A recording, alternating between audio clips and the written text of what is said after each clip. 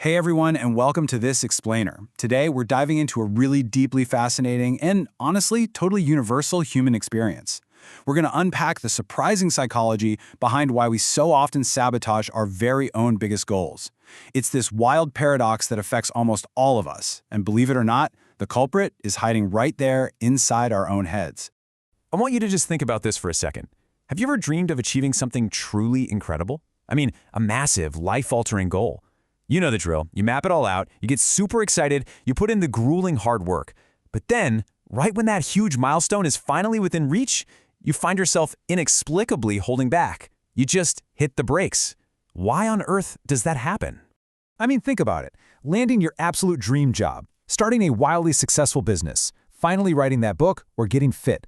The sheer paradox here is that we desperately, genuinely desire the outcome. Yet when the actual moment comes to take that final leap, what do? We procrastinate. We completely doubt ourselves. We somehow manage to sabotage our very own progress. So why do we do it? Why do we sabotage our own success? If success is literally what we all want, why does getting close to it sometimes feel so unbelievably uncomfortable? Well, the answer is genuinely surprising. It turns out your brain's #1 priority isn't actually making you successful. Its primary overarching mission is something entirely different: keeping you safe. And sometimes your brain gets its wires hilariously crossed and it ends up mistaking your impending success for imminent mortal danger. Okay, let's look at Section 1, Wired for Survival. To really understand this hidden fear, we have to travel back thousands of years. You see, for most of human history, threats were incredibly literal. We're talking dangerous predators, starvation, fatal illnesses. In that world, taking unnecessary risks had deadly consequences. But look at our modern threats today. Giving a PowerPoint presentation, starting a company, applying for a promotion. Obviously, none of these actually threaten your biological survival. Yet your ancient wiring misinterprets them as like a saber-toothed tiger attack. That is exactly why your heart races, your palms start sweating, and your chest gets super tight right before you step on stage or walk into a big interview. In those moments of sheer panic right before a massive opportunity, your brain isn't asking the logical question. It's not sitting there wondering, hey, will this action make me successful? Instead, it is loudly and urgently screaming, will this keep me safe? It's literally relying on ancient software to navigate modern opportunities. Which brings us to Section 2, the comfort zone trap. We hear about the comfort zone all the time, right? Usually it's framed as a personal weakness or some kind of character flaw. But from an evolutionary perspective, staying in your comfort zone is a brilliant, highly effective survival strategy. Predictability reduces risk. Your brain absolutely loves familiar situations because to your brain, certainty equals safety. Any new challenge at all introduces uncertainty, which your brain instantly flags as potential danger, putting your entire nervous system on high alert. You're objectively totally safe, but emotionally, your brain is sounding a 5-alarm fire alarm. Let's move into Section 3, the hidden fear behind success. We usually think we just fear failure, right? Actually, scratch that. It's often the success itself that completely terrifies your brain, because success fundamentally alters your identity and your predictable routines. Let's break down what success actually brings to the table. The price of success often includes way more responsibility, much higher expectations, greater visibility, and significantly increased pressure. So your brain silently starts worrying, what if I can't maintain this? What if people expect even more of me now? Ironically, staying exactly where you are right now, even if you're totally miserable or unfulfilled, can actually feel emotionally safer to your brain than risking this new, heavier level of responsibility and the totally unknown landscape of being successful. This takes us to Section 4, Procrastination as Protection. Have you ever noticed that overwhelming, intense urge to procrastinate that conveniently pops up right before major milestones? Like a huge exam, a life-changing job interview, or launching a new project. I promise you, this isn't laziness. It's the anxiety loop in full effect. Here is how it works. First, the fear of the unknown leads to avoidance. Second, avoiding the task creates an immediate, albeit temporary, sense of relief. You can breathe again.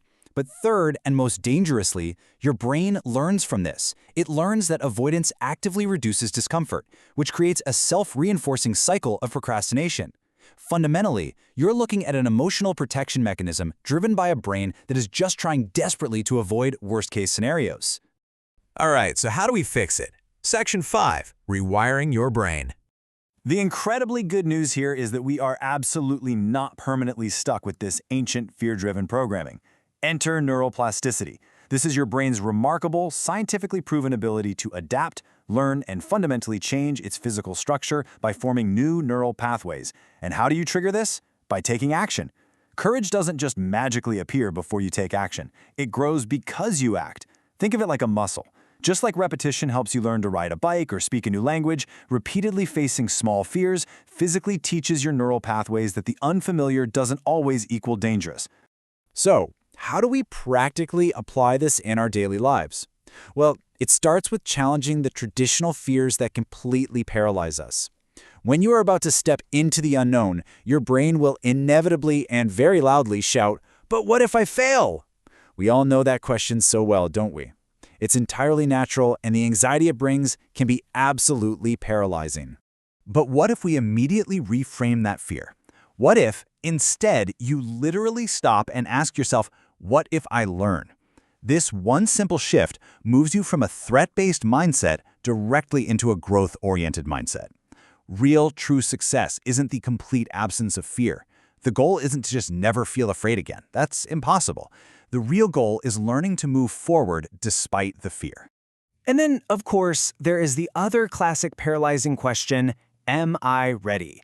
This right here is the ultimate self-doubt trap. It's the one that typically stops us dead in our tracks and prevents us from taking action on our deepest dreams. Why? Because the honest answer is almost always no, you're not completely ready. So we have to reframe that doubt into actionable momentum. Instead of waiting around to feel perfectly 100% ready, just ask yourself, what's one small step I can take today? Small, deliberate actions gradually retrain your nervous system. Each tiny little success becomes undeniable evidence to your ancient brain that you are actually capable, and far more importantly, that you are safe even when you step out of bounds.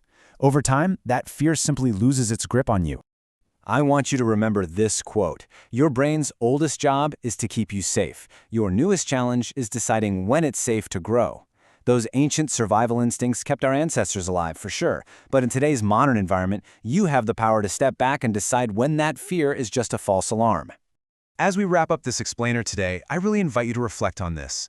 When did fear hold you back from an incredible opportunity? Every single great achievement in human history begins with someone choosing to move forward while feeling totally afraid. So what if the very fear you're feeling right now isn't a stop sign at all, but the exact compass pointing you toward your greatest growth? The real question is, what will you do with it?